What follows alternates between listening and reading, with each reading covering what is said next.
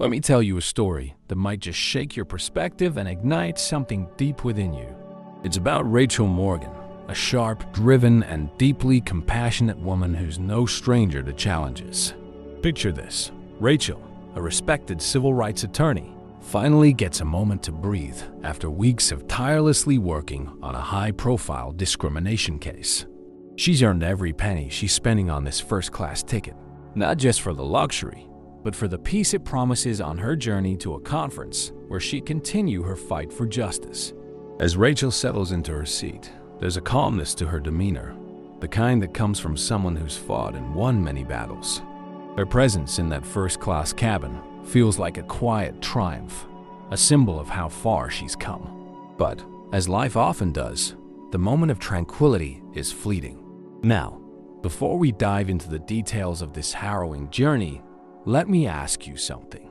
If this story resonates with you, if it stirs something in your heart, why not join us on this journey by subscribing to the channel? Together, we can shed light on stories that matter. All right, let's get back to Rachel. Rachel barely has time to sip her drink when she senses a shift in the air. It's subtle at first, almost imperceptible. The faintest glance, the smallest pause, yet it carries the weight of something much heavier. And then, the moment arrives, the one that turns a peaceful flight into a battle for dignity and justice. You see, Rachel's story isn't just about what happened on that flight. It's about the kind of world we're living in, the battles that still need fighting, and the extraordinary power of resilience. If you think this is just the beginning, you're absolutely right. Stick around, because what happens next will not only shock you, but might also inspire you to take a stand when it counts the most. The next chapter unravels the moment the storm begins to brew, and trust me, you won't want to miss it. Rachel's flight had only just begun when the serenity she hoped for was interrupted. Susan Miller, one of the flight attendants, appeared at her side. At first, her expression was neutral, professional even. But as she looked at Rachel, her eyes flickered with something that Rachel couldn't quite put her finger on. Was it curiosity? Skepticism? Whatever it was, Rachel had seen it before. The kind of gaze that questions your place before a word is even spoken. "Good evening," Susan started, her tone clipped. "May I see your boarding pass?" It wasn't unusual for staff to verify seating arrangements. Rachel knew that. Yet there was something different about the way Susan asked.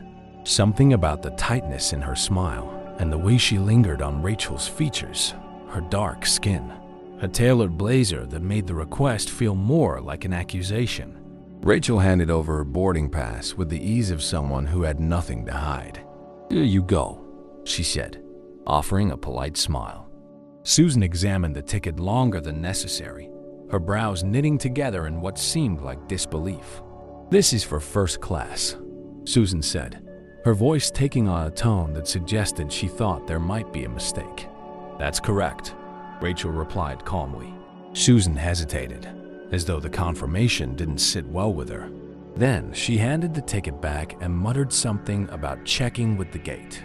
Rachel watched as Susan walked away, the pit in her stomach telling her this wasn't the last she'd see of the flight attendant. Moments later, Susan returned. This time, her demeanor was less subtle. "I just confirmed with the gate. Are you sure this is your seat?" she asked, the question hanging in the air like a challenge. Rachel raised an eyebrow. "I'm certain. Is there a problem?" Susan's smile tightened, the kind of forced grin that hides irritation. "It's just that, well, we rarely see passengers moved into first class after boarding. Were you upgraded last minute?" Rachel's patience was wearing thin. "No, I wasn't upgraded. I purchased this ticket weeks ago. Is there a reason for all these questions?" Susan's response was curt. "No reason. Just doing my job." But the undercurrent of suspicion in her voice said otherwise. Rachel watched as Susan walked away again, but this time, she noticed the subtle glances the attendant exchanged with her colleagues. She could feel it now, a tension that began to spread through the cabin like an unspoken whisper. Rachel tried to shake it off, but the question gnawed at her. Why was she being singled out?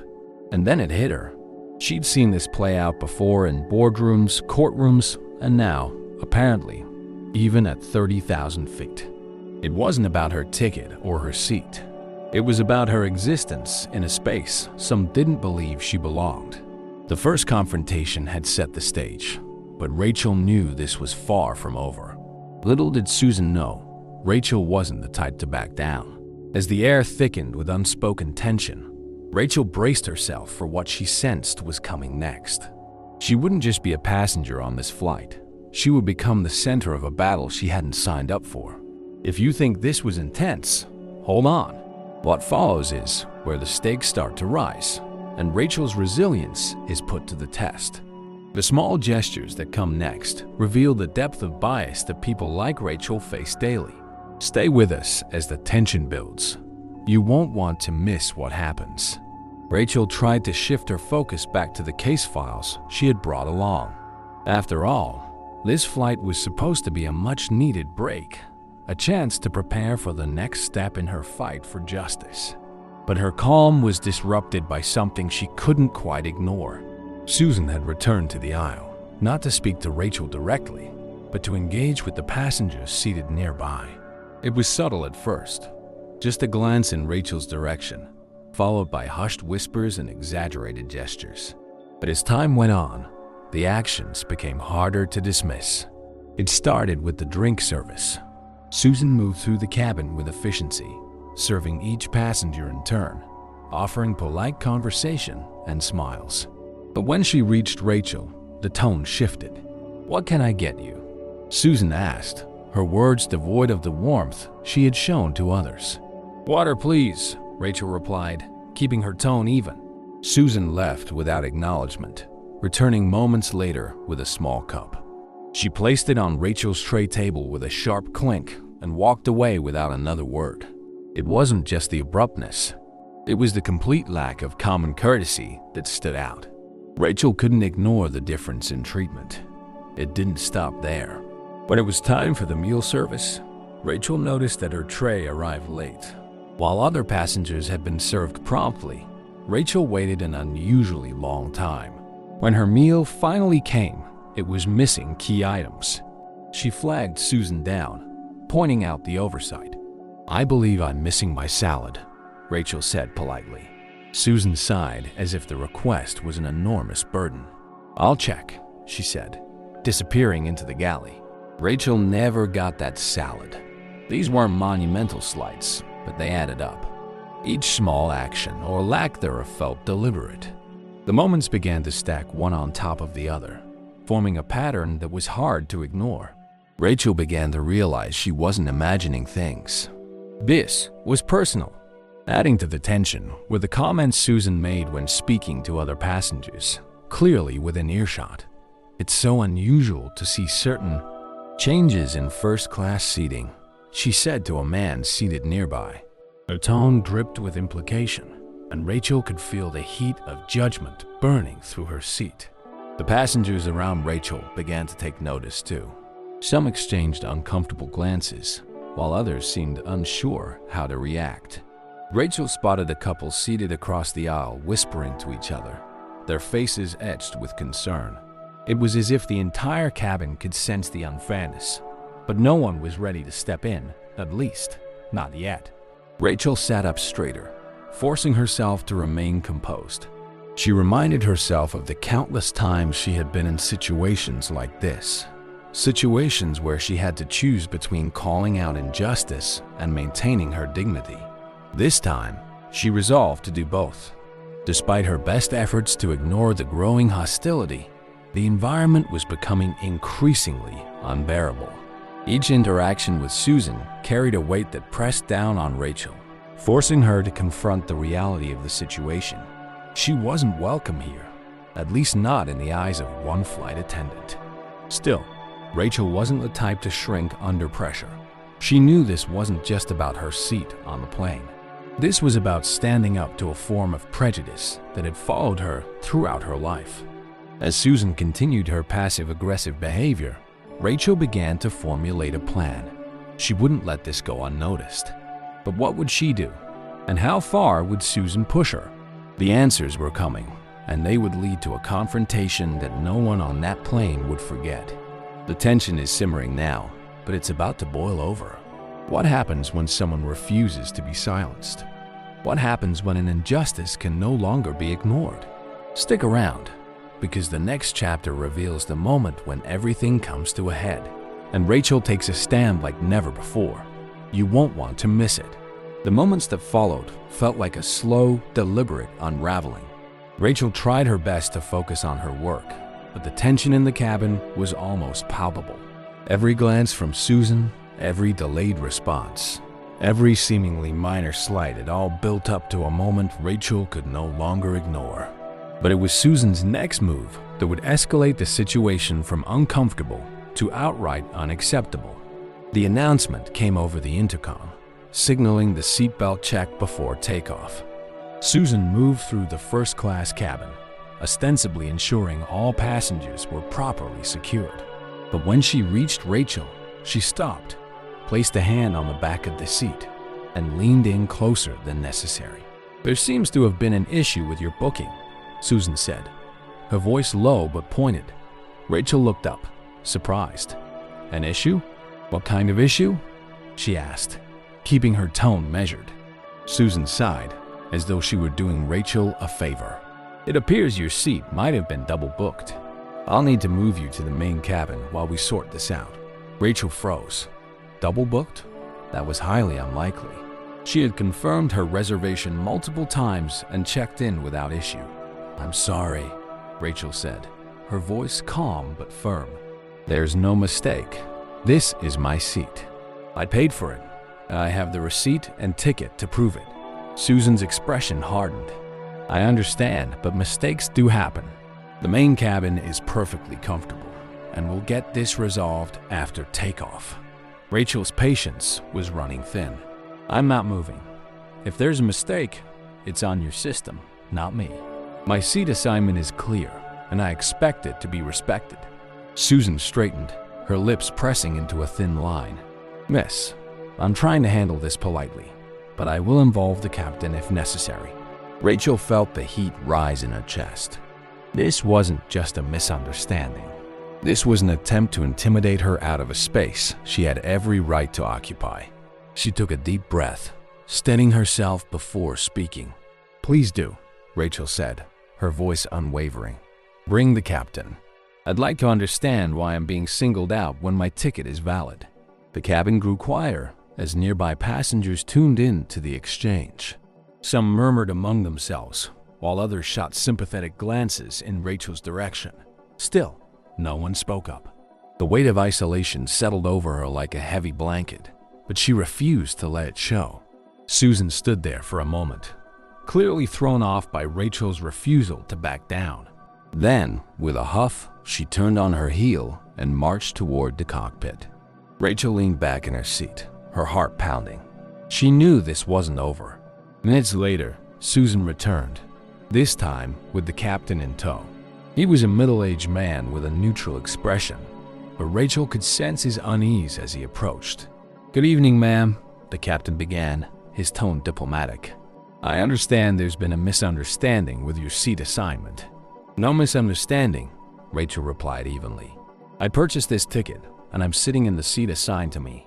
If there's an issue, it's on your end." The captain glanced at Susan, who stood rigid beside him, then back at Rachel. "We're just trying to ensure all passengers are comfortable," he said, though his words felt more like an attempt to placate Susan than address the actual issue. "Would you mind moving to the main cabin for now? We can resolve this after the flight." Rachel shook her head. "With all due respect, Captain, I will not. This seat is mine. I've done nothing wrong, and I refuse to be inconvenienced because of someone else's assumptions." The captain hesitated, clearly weighing his options. Meanwhile, the murmurs among passengers grew louder. A woman seated a few rows back spoke up, her voice cutting through the tension. "She's right," the woman said. "If her ticket is valid, she shouldn't have to move. This isn't fair." Rachel turned to see an older woman, her face lined with years of wisdom, meeting her gaze with a nod of solidarity. It was a small gesture, but it meant everything in that moment. Still, the captain seemed reluctant to take a firm stance against Susan's actions. "Let's not make this a bigger issue than it needs to be," he said, his voice carrying a note of finality. "Please, ma'am, cooperate for the sake of the flight." Rachel felt a lump form in her throat, but she swallowed it down.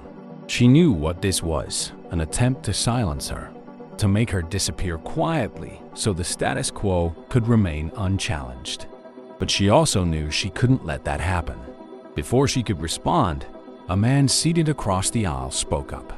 "Excuse me," he said, his voice firm. "I've been watching this entire exchange, and I have to say, this doesn't look like a misunderstanding to me. It looks like discrimination." The tension in the cabin reached a breaking point. Susan's face reddened, and the captain looked visibly uncomfortable. Rachel realized she wasn't alone anymore. The tide was beginning to turn. This confrontation had reached its peak, but the fallout was just beginning. What happens when ordinary people take a stand against injustice? The next chapter reveals the voices that rose in Rachel's defense and the powerful alliances that began to form. Stay with us, you'll want to see how this unfolds. Rachel sat quietly, her hands resting firmly on the armrests of her seat, a symbol of her unwillingness to be moved literally or figuratively. The cabin was abuzz with whispers and murmurs now, a low hum of unease that Susan tried to ignore as she briskly walked back toward the galley. But Rachel noticed something different, the faint flickering signs of support from those around her. It began with small gestures. The woman who had spoken up earlier, a silver-haired passenger with sharp eyes and a steady voice, made it clear she was watching everything. She leaned forward slightly in her seat, her body language a protective shield around Rachel, even from a distance. Her intervention had sent a ripple through the cabin, emboldening others to take notice. Across the aisle, a younger man in a business suit exchanged glances with his seatmate.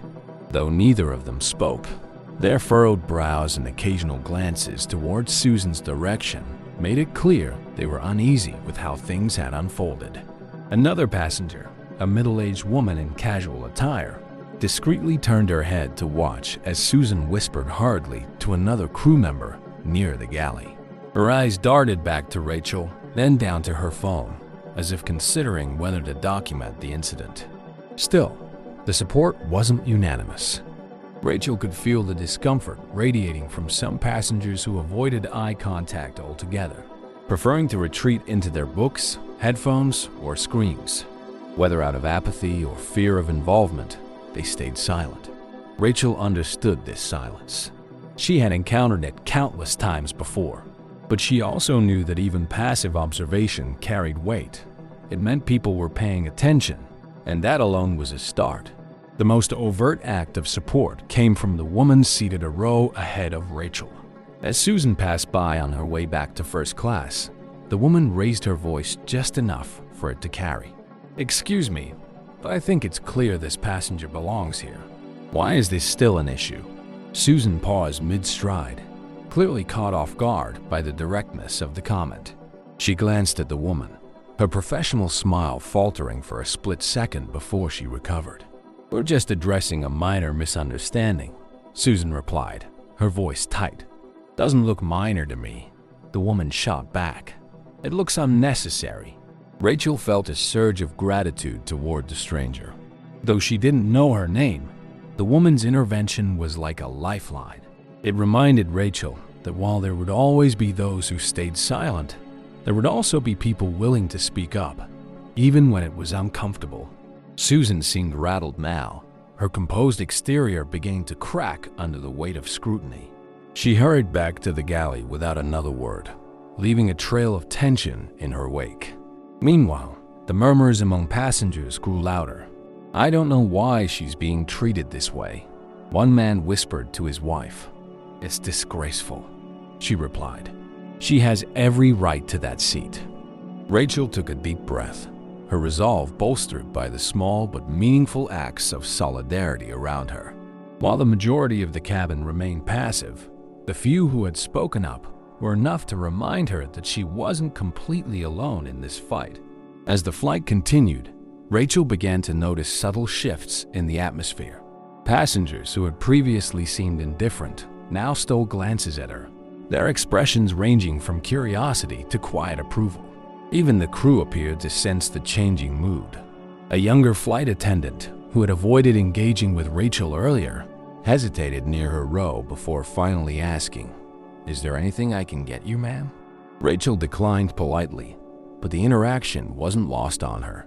It was a small acknowledgement, but it hinted at the growing awareness of how unjust the situation had become. The cabin was no longer a space of isolation for Rachel. Though the majority of the support remained unspoken, its presence was palpable. Rachel could feel the tide beginning to turn, and with it came a renewed sense of determination. This wasn't just about her seat, it was about the principle. And now, she had witnesses. As the murmurs continued, Rachel leaned back in her seat, preparing herself for whatever would come next. She wasn't just fighting for her dignity anymore. She was fighting for everyone who had ever been made to feel like they didn't belong. But what happens when quiet support becomes loud and undeniable? What happens when someone takes a stand that can no longer be ignored? Stick around, because the next chapter brings the conflict to a boiling point and the results will leave you speechless. Just when the cabin seemed to settle into an uneasy calm, Susan reappeared, her face set with a grim determination. Rachel noticed immediately that she wasn't alone this time.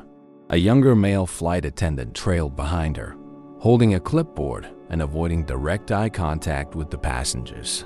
It was clear that Susan had escalated the situation to the next level, and she was intent on making her case stick. "Miss Morgan," Susan began, using Rachel's last name with an air of feigned professionalism. "We've reviewed the seating chart again, and it appears there may have been a miscommunication at the gate. I'm afraid we'll need to reassign you to a seat in the main cabin." The firmness in Susan's voice left no room for interpretation. This was an ultimatum. The way she phrased it, a miscommunication, made it sound as though Rachel's presence in first class was a mistake that needed to be corrected. But Rachel knew better. This wasn't about logistics. It was about perception. "I'm sorry, but there's no miscommunication," Rachel said calmly, though her voice carried the steel of someone who had been pushed too far. "I've shown you my boarding pass. My seat assignment is valid. There's no reason for me to move." The younger flight attendant shifted uncomfortably, glancing at Susan as if waiting for guidance. Susan ignored him, focusing solely on Rachel. "I understand this is inconvenient for you," she said, her tone laced with condescension. "But this is about ensuring the comfort of all our passengers." "Whose comfort?" "Exactly." Rachel shot back, her voice louder now. Her words cut through the air like a blade, drawing the attention of the surrounding passengers. Heads turned, and the murmurs grew louder. Rachel could feel their eyes on her, some filled with curiosity, others with quiet support. Susan's jaw tightened. "There's no need to raise your voice," she said, her tone icy. "We're simply trying to resolve this issue peacefully." Rachel let out a short, humorless laugh. "Peacefully? You've targeted me from the moment I boarded this plane.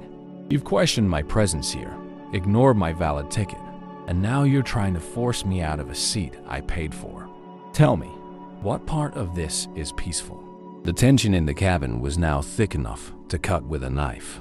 The younger flight attendant stepped forward hesitantly, holding up the clipboard as though it were a shield.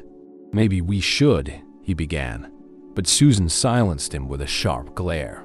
Meanwhile, Rachel noticed movement from the other passengers. The older woman who had spoken up earlier was now sitting on the edge of her seat, her face a mask of quiet indignation. Across the aisle, the man in the business suit had pulled out his phone, angling it subtly as though recording the exchange. Rachel felt a surge of gratitude and vindication. She wasn't alone in this. "I'd like to speak to the captain again," Rachel said firmly, folding her arms across her chest. "If this is such a serious issue, let him explain why my valid ticket isn't being honored." Susan hesitated for the briefest moment, her confidence wavering. But instead of backing down, she doubled down. "The captain has already made his position clear," she said, her voice growing sharper. "If you refuse to cooperate, we may have to take further action." Further action. The phrase hung in the air like a threat, and Rachel knew exactly what it implied. She could be removed from the flight altogether if she didn't comply, but the thought only strengthened her resolve. This wasn't just about her seat anymore. It was about standing up to the kind of systemic prejudice that relied on fear and intimidation to go unchecked. "Take whatever action you feel is necessary," Rachel said, her voice steady. "I'm not moving." The passengers around her began murmuring more audibly now. Some expressed shock at Susan's audacity, while others muttered words of encouragement in Rachel's direction. The man with the phone caught her eye and gave her a slight nod, a silent signal that he was on her side. Susan's frustration was evident. She turned on her heel and marched back toward the galley, leaving the younger flight attendant standing awkwardly in her wake. He lingered for a moment, as though unsure of what to do, before muttering an apology under his breath and retreating after her. Rachel exhaled deeply, the adrenaline coursing through her veins. She knew this wasn't over. Susan wasn't the type to back down easily, and the next move would likely be even more aggressive. But Rachel also knew she wasn't alone anymore. The tide of the cabin was shifting, and with it came a new sense of solidarity. As she sat back in her seat, Rachel glanced at the passengers around her. Their expressions told her everything she needed to know. They were watching closely now, and they wouldn't let this go unnoticed. The storm was far from over, but Rachel was ready for whatever came next. And as the tension mounted, one thing became clear. Susan's actions were about to backfire in a way she never could have anticipated. What happens when someone refuses to be silenced, and others find the courage to join them? In the next chapter, we'll see the critical moment when quiet resistance turns into a collective voice, and the consequences are set in motion. Don't go anywhere, you'll want to see how this unfolds. Minutes passed, but each one felt like an eternity. Rachel remained steadfast, refusing to yield to the pressure building around her. The murmurs among passengers grew louder, creating an undercurrent of unease that even Susan couldn't ignore. When she reappeared, this time with the captain by her side, it was clear she was determined to escalate the situation to its breaking point. The captain, a man in his late 40s with a calm but tired demeanor, approached Rachel's row. He exuded the practiced neutrality of someone used to managing conflict. Rachel had seen that kind of demeanor before. It was the face of someone trying to keep the peace, without addressing the root of the problem. "Good evening, ma'am," he began, his tone courteous but firm. "I understand there's been some confusion regarding your seat assignment." Rachel met his gaze evenly. "There's no confusion. My ticket is valid, and this is the seat I paid for." The captain nodded, as if acknowledging her point, but there was hesitation in his eyes. "I understand, but we've received concerns from the cabin crew regarding a potential issue with your booking. To avoid further disruption, we're requesting that you move to the main cabin for a remainder of the flight." The words stung, but Rachel's resolve didn't waver. She took a deep breath before responding, her voice steady and deliberate. "Captain, I appreciate your role in managing the situation, but I refuse to move. This isn't about logistics. This is about being treated unfairly. My ticket is valid, and I have every right to be here." The passengers around her stirred, their collective discomfort palpable. The woman who had defended Rachel earlier leaned forward again, her voice slicing through the tense air. "She's absolutely right. This isn't about a mistake. It's about how she's being singled out." The captain glanced toward the older woman, his composure faltering slightly. It was clear he hadn't anticipated this level of resistance, not just from Rachel, but from other passengers as well. He shifted uncomfortably, his gaze flickering between Rachel and Susan, who stood rigidly beside him, her expression a mask of forced professionalism. Rachel saw an opportunity and pressed on. "Captain, let me ask you this. If my ticket were held by another passenger, someone who looked different from me, would we still be having this conversation?" The question hung in the air, heavy with implication. The captain hesitated, visibly uncomfortable. He knew that answering truthfully would expose the underlying bias fueling the situation, but denying it outright would only add fuel to the fire. "I assure you, ma'am, this has nothing to do with," he began, but Rachel cut him off. "With what?" she asked, her voice rising slightly. "Say it. With my race? With the fact that I don't look like the typical first-class passenger you're used to seeing? Let's not pretend this is about anything else." The cabin fell silent. All eyes were on the captain now, waiting to see how he would respond. The weight of the moment pressed down on him, and for a brief second, Rachel thought she saw a flicker of doubt in his expression. But when he spoke, his words were carefully measured. "This isn't about appearance," he said, though the lack of conviction in his voice betrayed him. "We're simply trying to ensure the comfort and safety of all passengers." Rachel let out a bitter laugh. "Comfort and safety? Whose comfort, Captain? Because I assure you, I haven't felt comfortable or safe since I boarded this plane and was immediately targeted by your crew." The murmurs among passengers grew louder. Rachel could hear snippets of their conversations. "She's right," one person said. "This is outrageous," said another. The man with the phone had stopped trying to hide his recording. He held it openly now, capturing every word. Susan shifted uncomfortably, her confidence clearly shaken. She whispered something to the captain, but Rachel couldn't make out the words. Whatever she said, it didn't seem to help. The captain raised a hand to silence her before turning back to Rachel. "Ma'am, I'm asking for your cooperation," he said, his tone more pleading now than commanding. "Please, let's resolve this without further incident." Rachel leaned forward, locking eyes with him. "I've been cooperating since the moment I boarded this flight. But cooperation doesn't mean allowing myself to be bullied or discriminated against.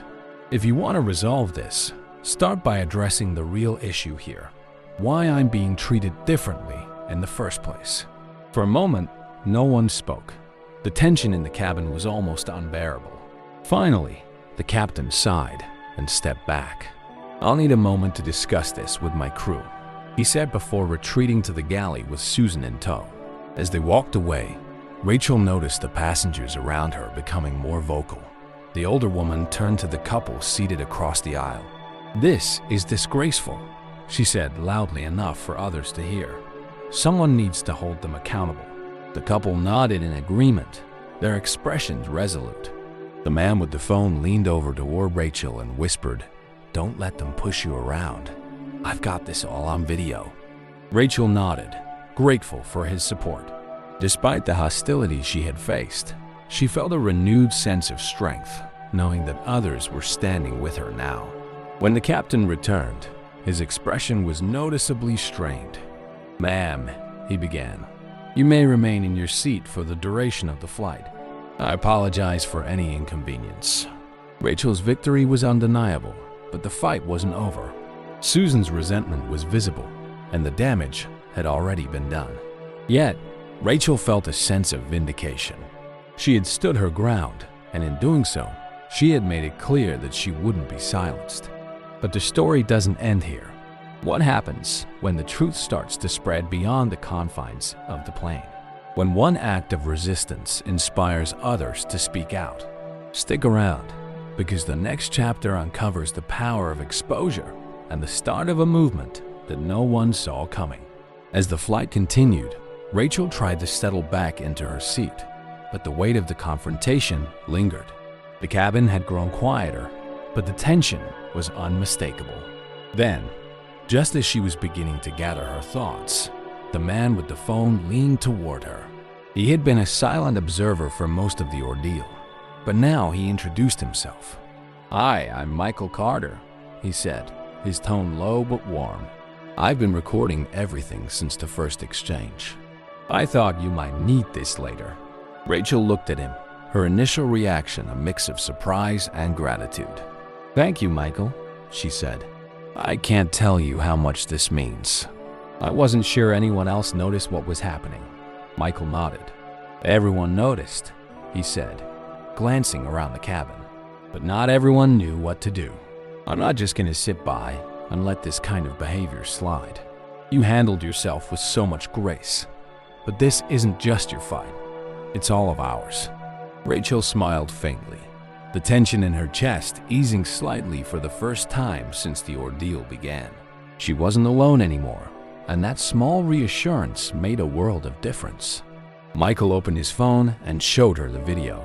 The footage captured everything: Susan's initial questioning, her condescending tone, the passengers' murmurs, and Rachel's unwavering stance.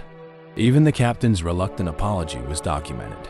It was undeniable evidence of the discrimination Rachel had faced. "This needs to be seen," Michael said firmly. "People need to know what's happening, not just to you, but to so many others who experience this kind of treatment and don't have the chance to speak up." Rachel nodded, her mind racing. She had spent her career fighting for justice, often for others who had been silenced. Now, she realized it was her turn to step into the spotlight, not just for herself, but for everyone who had been wronged in similar ways. Their conversation was interrupted by the older woman who had supported Rachel earlier.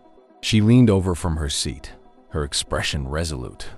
"Excuse me," she said, addressing both Rachel and Michael. "I just wanted to say how proud I am of you both for standing up to this. What happened here isn't right, and if there's anything I can do to help, please let me know." Rachel reached out and took the woman's hand.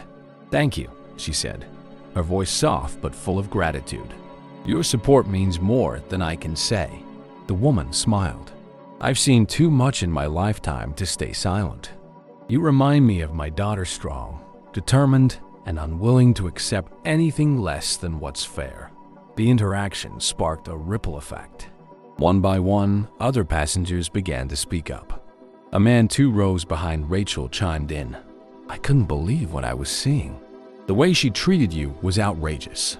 Another passenger, a young woman seated across the aisle, added, "I've been recording too. If you need more footage, I'm happy to share." Rachel felt the weight of the cabin shift. The isolation she had felt earlier was now replaced by a collective sense of purpose. These strangers, ordinary people, had become allies in her fight for dignity and justice. Michael leaned back in his seat, his phone still in hand. "I'm uploading this," he said. "People need to see it. The world needs to know what happened here." Rachel hesitated for a moment, then nodded. "Do it," she said. "Let's make sure this doesn't get swept under the rug." Within minutes, the video was online. Michael added a caption that captured the essence of the incident. "When discrimination takes flight, watch as a first-class passenger is forced to defend her right to her seat. Share if you believe in justice." The response was immediate. By the time the flight landed, the video had already begun to gain traction, with comments and shares pouring in. People were outraged, inspired, and ready to take action. As the plane taxied to the gate, Michael turned to Rachel. "This isn't just a viral moment," he said. "This is a movement, and you're at the heart of it." Rachel looked out the window, the city lights below reflecting in her eyes. She felt a mix of emotions: anger, exhaustion, and hope. What had started as a moment of blatant discrimination was transforming into something much larger. But the fight was far from over. Once they disembarked, the battle for accountability would begin. How would the airline respond? What steps would Rachel take to ensure this never happened again? And how would the growing public support shape the outcome? Stay with us, because the next chapter uncovers the ripple effect of one woman's courage and the unexpected alliances that emerge in her pursuit of justice. You won't want to miss it. As the plane came to a stop and the seatbelt sign blinked off, Rachel felt a surge of adrenaline. This wasn't just another landing. The fight that had begun at 30,000 feet was about to extend to the ground, and Rachel knew she had to be ready for what came next. Passengers around her gathered their belongings, but there was a distinct buzz in the cabin. It was the kind of charged energy that comes when people know they've witnessed something significant. Michael stood up, offering to help Rachel retrieve her carry-on bag. "We'll stick together," he said. "I have a feeling this isn't over yet." Rachel nodded, grateful for his support. As they made their way toward the exit, she could feel the eyes of other passengers following her. some offering quiet nods of encouragement. The older woman, who had spoken up earlier, reached out to squeeze Rachel's hand as she passed. "Good luck," she whispered. "We're with you." But Susan was still there, standing near the exit door with a forced smile plastered across her face. Her demeanor had shifted slightly, a hint of unease creeping into her expression. Rachel met her gaze, holding it for just a moment before stepping past her. She didn't need to say anything, her silence spoke volumes. As Rachel entered the terminal, she was immediately struck by a small crowd waiting just outside the gate. Journalists with notepads and microphones were gathered, their eyes scanning the exiting passengers. Rachel glanced at Michael, who shrugged. "I guess the video's already making waves," he said with a small grin. Sure enough, a journalist spotted Rachel and approached her. "Excuse me, are you Rachel Morgan?" she asked, her voice tinged with urgency. Rachel paused, realizing the moment had arrived. "Yes, I am," she said, her voice calm but firm. The journalist's questions came rapid fire. "We've seen the video circulating online. Can you tell us what happened on the flight? Do you believe this was a case of racial discrimination? How do you plan to respond?" Rachel took a deep breath, her years of legal training kicking in. She had always been composed under pressure, and this was no different. What happened on that flight was a clear example of the kind of systemic discrimination that too many people face every day. She said, her voice steady, "This isn't just about me. It's about ensuring that no one else has to go through something like this again." Michael stood beside her, holding his phone up as he continued to record the interaction. Passengers from the flight began to gather behind them, some chiming in to share their perspectives. The older woman stepped forward, her voice firm as she addressed the journalists. "I was there. I saw the whole thing. Rachel was treated unfairly from the moment she boarded that plane." Another passenger added, "It wasn't just one mistake. It was a pattern of behavior. And it was clear that the crew's actions were targeted." The momentum was undeniable. What had started as a moment of injustice was rapidly evolving into a collective call for accountability. As more journalists arrived, Rachel realized the importance of controlling the narrative. She decided to address the group directly. "I'm grateful for the support I've received from my fellow passengers," she said, her voice carrying over the din of the crowd. "This isn't about revenge, it's about justice. I plan to pursue this matter legally and ensure the airline takes responsibility for what happened. But more importantly, I want this to spark a larger conversation about the biases that still exist in our society." Her words resonated, and the crowd responded with murmurs of agreement. Journalists scribbled furiously, while Michael continued to capture everything on video. By the time Rachel finished speaking, she could see the impact her words had made. People weren't just listening, they were rallying, but the battle wasn't over. As Rachel and Michael made their way through the terminal, she received a call from her law office. Her assistant, Karen, sounded breathless on the other end. "Rachel, we've been flooded with calls about the video," Karen said. "News outlets, activists, even legal organizations want to get involved. This is blowing up." Rachel paused, processing the information. "Good," she said finally. "The more eyes on this, the better." Michael grinned. "Looks like you've started something big," he said. Rachel smiled faintly. "This isn't just my fight anymore. It never was." But as the whirlwind of media attention grew, Rachel knew the road ahead would be anything but easy. The airline would undoubtedly respond, and the legal battle would take time and effort. Would they issue a public apology? Would they take steps to address systemic biases within their company? And how would Rachel leverage this moment to create lasting change? The next chapter reveals the fight for justice as Rachel takes on the airline, armed with public support and an unshakable determination. This isn't just a story of confrontation, it's a movement in the making. Stick around to see how Rachel turns this moment into a milestone for change. The days following the incident were a whirlwind of activity. Rachel had barely stepped off the plane when her phone began to buzz incessantly, messages of support.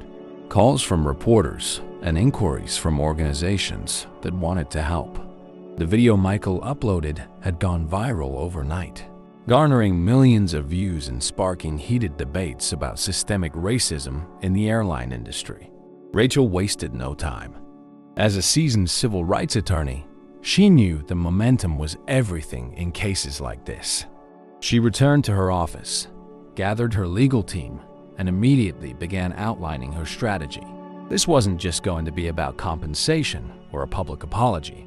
Rachel wanted systemic change, mandatory bias training for staff, transparent accountability measures, and a formal acknowledgement of what had happened. "This isn't just about me," Rachel told her team during their first meeting. "This is about setting a precedent. We have a unique opportunity here to shine a light on an issue that's too often swept under the rug." The first step was to file a formal complaint with the airline. Rachel's legal team drafted a detailed letter outlining the discrimination she had experienced and demanding a meeting with senior executives. They also made it clear that they were prepared to take legal action if the airline didn't respond adequately. But Rachel didn't stop there. She began working with advocacy groups and activists who specialized in addressing racial bias in corporate structures. Together, they launched a campaign to raise awareness about the broader issue of discrimination in air travel. The campaign included a social media push using the hashtag #EquityAt3OakFeet, which quickly began trending. Meanwhile, the airline scrambled to control the fallout. Their first statement was generic and non-committal. "We are aware of an incident involving one of our passengers and are conducting a thorough investigation. We are committed to providing a welcoming environment for all customers." Rachel wasn't impressed. "They're trying to wait this out," she told Michael, who had stayed in touch and continued to support her efforts. "But we're not going to let them." The public wasn't satisfied either. Social media erupted with criticism, with many demanding more than just words. Passengers shared their own experiences of bias and unfair treatment, painting a damning picture of the airline's culture. The pressure mounted, and soon enough, the airline realized they couldn't ignore the issue any longer. A week after the incident, Rachel and her legal team were invited to a meeting with the airline's senior leadership. The executives tried to strike a conciliatory tone, offering a formal apology and promising to review their policies. But Rachel wasn't there for empty promises. "This isn't just about reviewing policies," she said firmly during the meeting. "It's about implementing real, measurable changes. Your staff needs comprehensive bias training, and your company needs to adopt transparent reporting mechanisms for incidents like this. Anything less is unacceptable." The executives hesitated, clearly uncomfortable with the level of accountability Rachel was demanding. But they couldn't ignore the growing public outcry. The pressure wasn't just coming from Rachel anymore, it was coming from passengers, advocacy groups, and even shareholders who were concerned about the impact of the scandal on the airline's reputation. Rachel left the meeting with a mix of frustration and determination. She knew this was just the beginning. While the airline had made vague commitments to change, she needed to ensure they followed through. To that end, she decided to take the fight to the courtroom. Her legal team filed a lawsuit against the airline, citing racial discrimination and emotional distress. The filing itself was a statement, drawing even more media attention and galvanizing public support. News outlets covered the case extensively, and Rachel became a prominent voice in the fight for equity in the travel industry. The lawsuit also brought to light systemic issues within the airline. Former employees came forward, sharing stories of similar incidents and exposing a culture that often failed to hold staff accountable for discriminatory behavior. These revelations only strengthened Rachel's case and amplified her cause. But the fight wasn't just legal, it was personal. Rachel made it a point to connect with others who had experienced similar injustices. She spoke at conferences, joined panels, and used her platform to advocate for broader systemic changes beyond the airline industry. Her story became a rallying cry for those who had been silenced, a reminder that speaking up could lead to meaningful change. Months later, the airline settled the lawsuit, agreeing to implement the changes Rachel had demanded. They introduced mandatory bias training for all employees, established an independent review board for discrimination complaints, and issued a public apology that acknowledged the systemic nature of the issue. But for Rachel, the settlement was just one part of the victory. "This isn't the end," she said during a press conference following the settlement. "This is just the beginning.